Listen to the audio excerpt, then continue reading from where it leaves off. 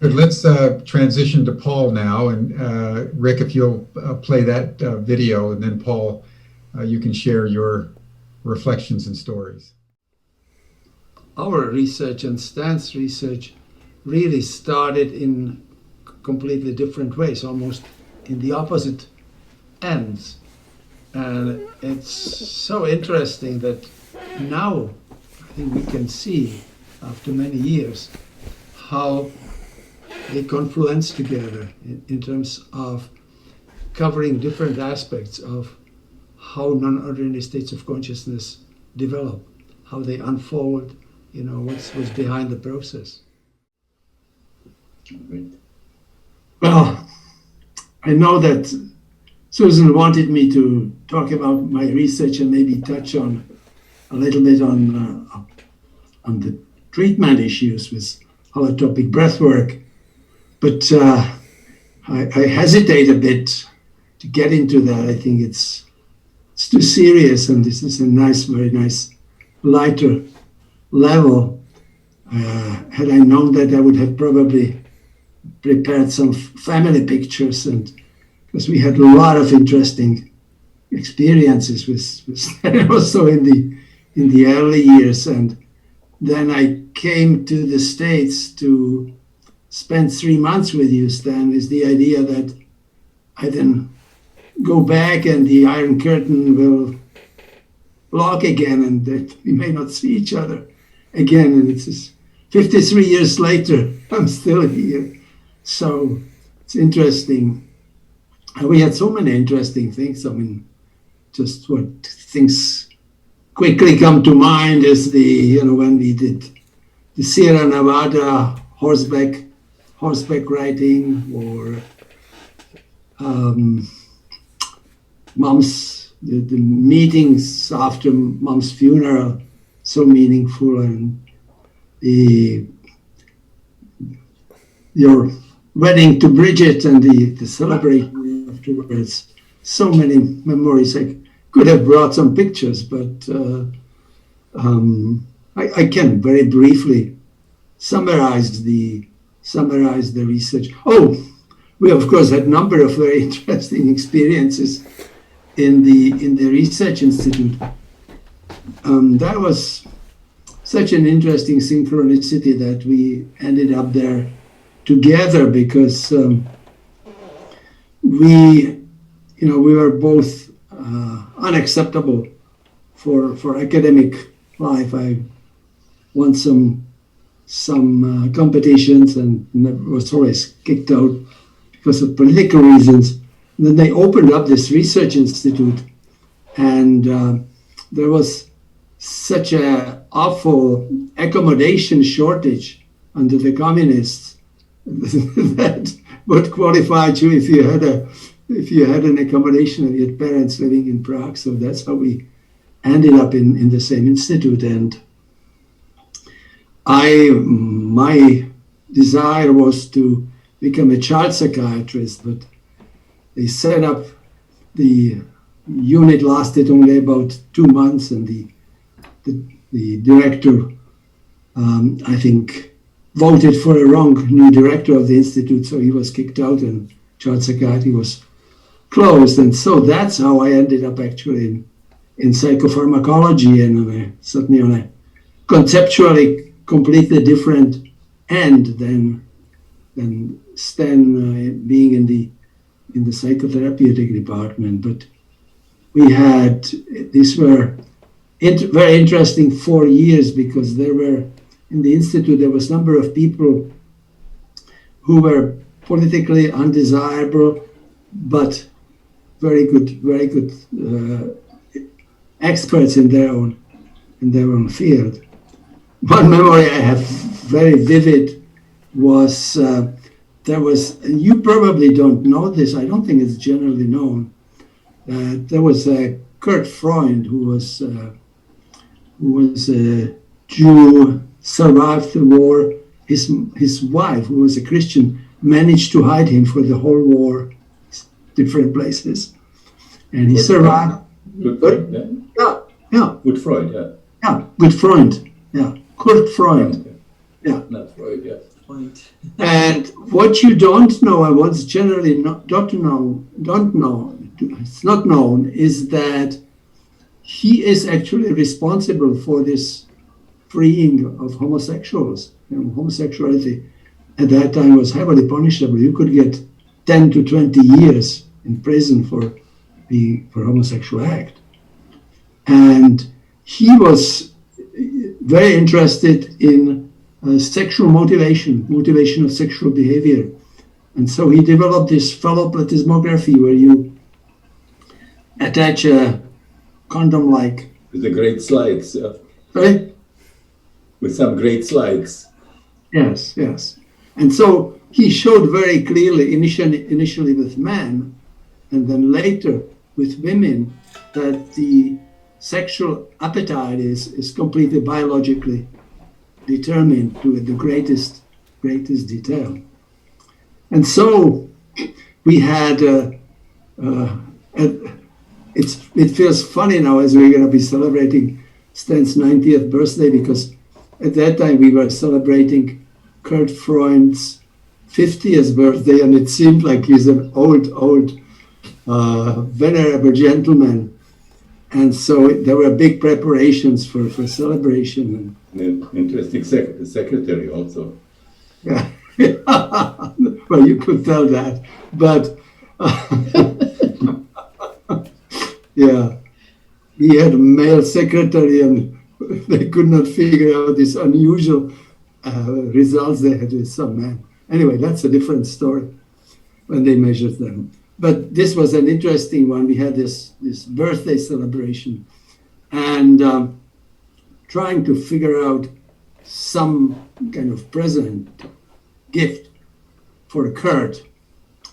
And Stan used his special artistic talent. And, you know, when you have marzipan dough, you can get it in a variety of colors. You know, it can be red and blue and rosy and all kinds of things. So there's this celebration for Kurt Freund, and Stan brings this big box, opens the it. 50th anniversary, yeah. Yeah, 50th birthday. Big one, a very big one, yeah. Opens up box, and there is this, from the marzipan in all possible colors, a beautiful replica of a penis and testicles in living colors. Now, I thought it was about the cake, yeah. The cake. Yeah, about 3 to 4 times of the normal size. Now, that would be my standard. People may have some different ratios for this, but that certainly created a major sensation for. I remember a number of good stories, but I think I should say something at least about the research, and I can probably summarize the research very, very quickly. Essentially, what is interesting that coming really from this biological assumption, which really still dominates mainstream psychiatry, that what's underlying emotional problems and psychiatric problems is some biological and neurochemical abnormality in the brain. And working from this hypothesis in all 3 major lines of research in the clinical research programs that I've run, both neurobiological, genetic, and clinical.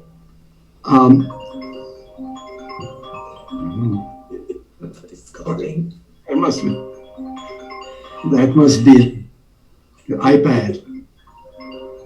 So, in all these 3 lines, the findings very much support Stan's conclusion that the non-ordinary states cannot be generated from the brain. All the findings are incompatible. Maybe I can very quickly take you in 2-3 minutes, just a quick trips through the slides without touching any details. Yeah, on the neurobiological side, the interesting point is when you look neurobiologically at the non-ordinary states of consciousness like depression and mania, which are completely opposite. It's in the traditional description, depression would be as good description of hell as you can have it, and mania, when people experience it, they crave it. It's as close to heaven. And yet, when we studied over 35 years, all I'm going to show that for both, yes, there are, as the mainstream psychiatry assumes, there are biological changes in large number. Before we studied about 35 different indicators, but they are all in the same direction for both these opposite states. So it's really not compatible with these states being generated in the brain. And similarly, you can see, for example, if you induce the non-early states artificially, for example, with psilocybin, you can see what I was saying, the increase in the activity associated with non-early states, how the psychedelics, how compared to the placebo situation, how dramatically increased the activity and the connectivity in the brain is. Then we did large study. We, 35 years ago, started doing genetic studies because the classical manic depressive illness is typically clustering in the families. That's known for 100 years. And so we assumed that we're going to find some genes. And indeed, finally, after 35 years, last year, we found a set of 35 genes responsible for the lithium-responsive manic depressive illness. However, the interesting thing is we ended up having data from large families. There's a lot of Catholic families next to us in the Quebec side. And so over 35, 40 years, we have some families where we've seen 100, 110 people in the family, and 15, 20% of them had emotional problems. And all the people in the family who had emotional problems have indications that the neurobiological abnormalities are the same. They have the same type of clinical course. They have the same type of response to stabilizing treatments, same type of response to acute treatments, same time of adverse reactions, and so on. Yet, when you look at the family, this is one of the families, classical manic depressive, we start with the proband, examine everybody we know, so follow children, grandchildren, and you see that the problems, according to the DSM, is hugely variable. So the same abnormality in the brain, and yet the experiences, the non-ordinary states that they have, the panic, anxiety, depression, bipolar disorders, it's all over the place. And the same thing when we follow the children, they clearly have the same abnormality in the brain, but they start with sleep problems, then they have anxiety problems. By adolescence, they have some initial limited depressive episodes, and then later have full-blown illness. So this is completely you just cannot assume that these states are coming from the brain. And finally, when we studied the long-term courses, it turns out that what contributes, the brain contributes to the timing and the intensity of non-ordinary states, but not to the experience, not to the content. And I'm not going to take you through this. Essentially, this is like 4 years out of 40 years of follow-up of the activity in the brain. And it's these times that where people are prone to non-ordinary states, and if they experience some, they will be magnified. And I'm not gonna go over the details. You can see this is like exponential oscillatory process. You can see that this lady had the episodes of depression and mania always at the peaks of the oscillatory process, except twice when she was pregnant. And we can also prove that when we treat people prospectively, it's not just a retrospective analysis. We treat now people episodically only when they have episodes of the peak of the activity in the brain. And when they do not follow the recommendations, this lady started traveling to Australia and lecturing and forgot to go back at the recommended time. They get sick again, so it's an active illness. But on the other hand, if we see that there is no peak coming, we keep them without medication for a year and a half without any problem. And the huge advantage is these people don't have any of the side effects that long-term treatments, of course, produce. So the conclusion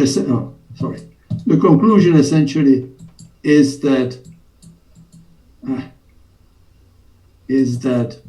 I think our investigations are compatible very much with Stan's teaching and understanding of non-ordinary states.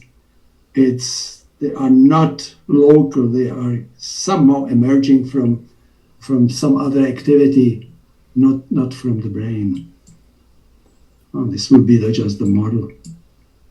And this is what happens, that the oscillations just shoot above the ceiling for that particular person, and they are prone to non-ordinary states. So that would be the fastest possible summary. And maybe I should say just a few words. We also did, for a number of years, holotropic breath work with people with recurrent mood disorders and severe mood disorders. And I need to make it very clear that this was a special situation. This is not something one should do in a kind of weekend holotropic breathwork sessions. These people were in systematic psychotherapy and support and followed over periods of time. And well, I think this is the only study where anybody was doing the holotropic breathwork with psychiatric patients. Very, very difficult problem. Nobody has ever done that.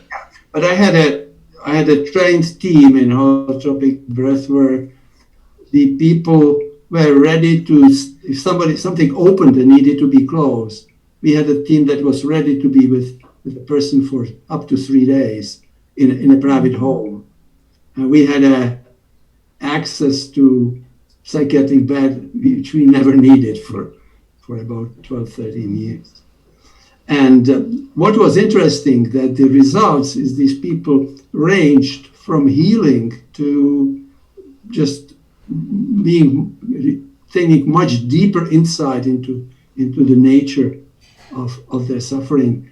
And where the results were most valuable was in people who came and failed completely on mainstream psychiatric care. In other words, thinking about one of the ladies, she had like 12 years of psychoanalysis and cognitive therapy and different psychotherapies. She had 15 years of systematic psychopharmacology with all the available antidepressants. And in the third session of holotropic breathwork, she broke through into the mystical experience. And over the years that I followed her afterwards, she was free of depressions until the family moved away, I think about 12 years later. It was very, very gratifying, and it was particularly helpful when the sources of suffering were very early in life. So, for example, in her case, it was during the first, she had traumatic experience with her mother during the first year of life, or when it related to birth, pregnancy, or past life experiences, because those are just not reachable by the traditional mainstream psychiatry. I've published these things. I'm not going to go over details and stop the. It's great that in this study you have a video on that whole thing, which is amazing. Yeah. And you were doing it really outside of the research, yeah. And I think that they were not very happy about it. Yeah, I had some problems. It was unofficial, yeah. Well, no, it was official, but we did it. We had a private house that the basement was converted for holotropic breath work. But certainly, when the hospital board found out about that, they were not particularly happy, because the way they learned about it, that I was doing body work with female patients in the basement, and so. It just depends how things are communicated. Yeah. But fortunately, they saw me as a biological psychiatrist, so I was director of the hospital, so I survived.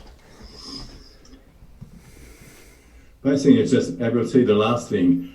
When you were talking about mania and depression, this is really very interesting in holotropic breathwork and in psychedelics also, that the deep depression, isn't that what I call the second matrix? Yeah. Which is actually enormous energy in that, but it's all packed in, Yes. And actually the mania also this is part of the third matrix that also have a lot of energy in it. Yes. So it's pretty much it's the same as you are talking about. Mm-hmm. Yeah, unexpected. The physiological chemical reaction are the same for mania and depression. Yeah. Yes. But they are obviously very much what we see in clinical, what we see in. Yeah.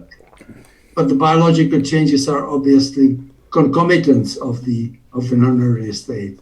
It's not the other way around. It's not caused by the biological.